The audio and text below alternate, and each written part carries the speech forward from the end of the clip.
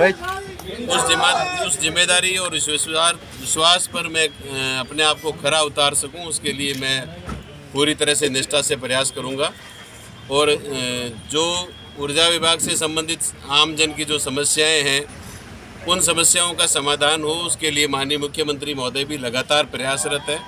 पिछले दिनों मुख्यमंत्री किसान मित्र योजना जो शुरू की गई, उसमें किसानों को, प्रत्येक किसान को प्रति माह 1000 रुपये की बिजली के बिल में छूट देने का एक निर्णय किया गया है।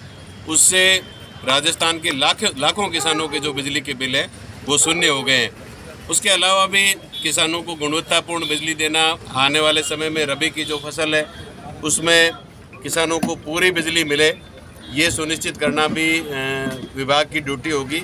और मैं ज़्यादा नहीं कहते हुए इतना कहना चाहूँगा कि मुझे 2 दिन पहले जिम्मेदारी दी गई है, लेकिन इस जिम्मेदारी को निभाना और इस जिम्मेदारी पर खरे उतरना मेरी सर्वोच्च प्राथमिकता होगी। उसमें मैं कहना चाहूँगा कि चाहे किसानों की समस्या है, चाहे आम उपभोक्ता की समस्या है, चाहे अंतिम छोर पर बैठा हुआ वो व्यक्ति जिसको अभी तक बिजली का कनेक्शन नहीं मिला है, उस घर में भी रोशनी पहुंचाना राजस्थान सरकार के मुख्यमंत्री जी की मंशा है।